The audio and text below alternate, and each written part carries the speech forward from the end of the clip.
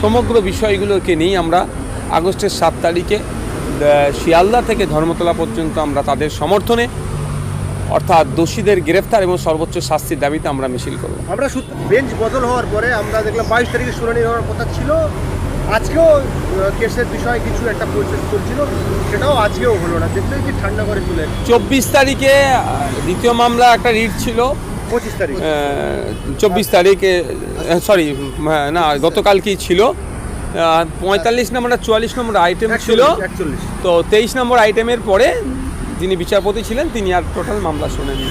ব্যাপারটা আপনাকে বলি, যদি আমরা দেখি যে মনে হয় আমাদের যারা আইনের বিশেষজ্ঞ আছেন, যারা লড়াই করছেন, তারা যদি আমাদেরকে বলেন বা আমরা যদি ফিল করি যে এই মামলাটা ক্রমশ ঠান্ডা ঘরের দিকে ঠেলে দেওয়ার চেষ্টা হচ্ছে, আপনাদের বলি বিচার ব্যবস্থা এখন জেন্দা হচ্ছে। হাইকোর্ট থেকে এটা সিঙ্গেল বেঞ্চ, ডিভিশন বেঞ্চ আছে, সুপ্রিম কোর্ট আছে, আমরা সর্বোচ্চ পর্যায়ে যাব। যারা এফআইআর নেমড এখনও পর্যন্ত তাদের বিরুদ্ধে রাজ্য পুলিশের পক্ষ থেকে রাজ্য প্রশাসনের প্রধান যিনি আছেন, সরকারের যিনি প্রধান আছেন মুখ্যমন্ত্রী, তিনি কি পদক্ষেপ গ্রহণ করছেন সেটাও আমরা দেখছি। আবু সিদ্দিককে নিয়ে কি আপনারা কলকাতার রাজপথে নামবেন? আমরা আগস্টের 7 তারিখে আবু সিদ্দিক হালদার যেভাবে হত্যা হয়েছে এবং সাথে সাথে আপনাদের বলি শুধু আবু সিদ্দিক হালদার নয়, রাজ্যের লাস্ট কয়েকটা দিনে বেশ কিছু গণপিটুনিতে মানুষ মারা গিয়েছে। কোনো জায়গায় চুরির অভিযোগ তুলে পিটিয়ে মেরে দিয়েছে, তো বিভিন্ন অভিযোগ তুলে ছেলে ধরার অভিযোগ তুলে পিটিয়ে মেরেছে।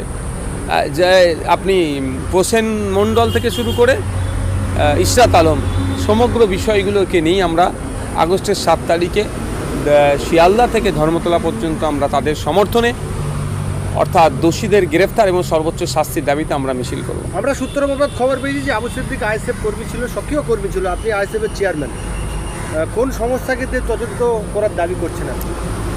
দেখুন, এটা আমাদের দলের ইন্টারনাল ব্যাপার।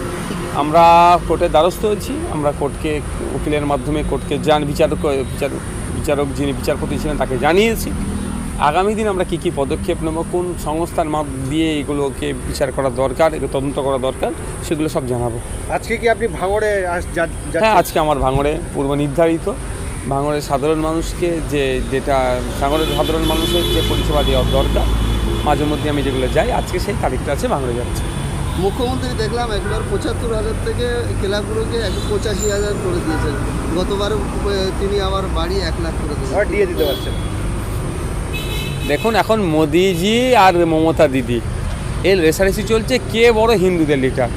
ওইদিকে বাজেট পেশ হচ্ছে, মন্দিরের জন্য টাকা আসছে, আর এদিকে অর্থ নয়, সরকারি কর্মচারীদের দিয়ে দিতে পারছে না, আপনার হসপিটালে মেডিসিন নাই, ডক্টর নাই, রাস্তায় সরকারি বাস নাই। ভাঙড়ের কথা বলছি, ভাঙড়াইমি কাঠের যে পোলগুলো আছে, ব্রিজগুলো আছে, সেগুলোকে পরিবর্তে কংক্রিটের ব্রিজের কথা যখন বলে যখন বলছি যে টাকা নাই, দেখছি করছে।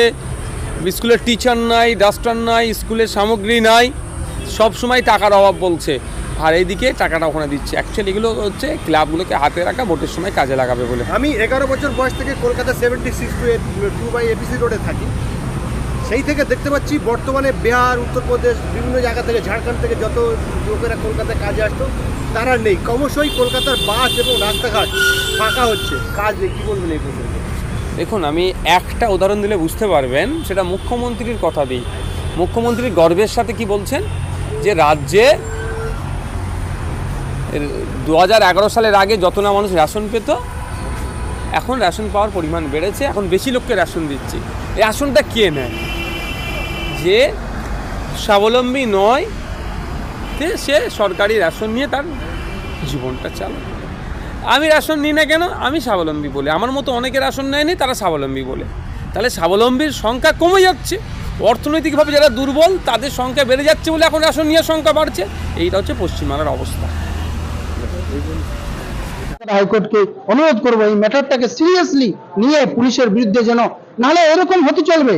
আজকে পশ্চিমবাংলায় আমরা শুনতাম মব লিঞ্চিং, দুটো জিনিস হচ্ছে এখন পশ্চিমবাংলায়, পুলিশের অত্যাচারে মারের ফলে সংখ্যালঘুদের মৃত্যু এবং তার সাথে সাথে মব লিঞ্চিং, অর্থাৎ ইরশাদের যে ঘটনা, আইআইটির ছেলে ফাইজানের সঙ্গে যে ঘটনা ঘটলো, কাশীপুরের ঘটনা, এই ঘটনাগুলো একের পর এক আমরা দেখে আসছি যে মব লিঞ্চিং, পুলিশি অত্যাচার সব একে অপরের সঙ্গে অতপ্রত জড়িত। যদি সঠিকভাবে শাস্তি, আমি ইরশাদের কেস লড়ছি বেলগাছিয়ায়, যে ইরশাদের হত্যা হলো একটা হোস্টেলে, ডাক্তারি পড়ুয়ারা মিলে হত্যা করলো, তাদের যদি শাস্তি কঠোর থেকে কঠোর না হয়, তারা কিন্তু এর পরে সাহস পাবে এবং লোকেরা ভয় পাবে না, প্রশাসন থেকে ভয় পাবে না।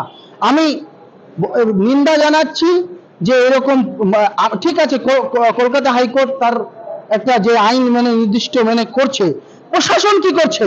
মাননীয় মুখ্যমন্ত্রী মমতা ব্যানার্জি 21শে জুলাইয়ের মঞ্চ থেকে বলতে পারে আমরা মা মাটি মানুষের সরকার।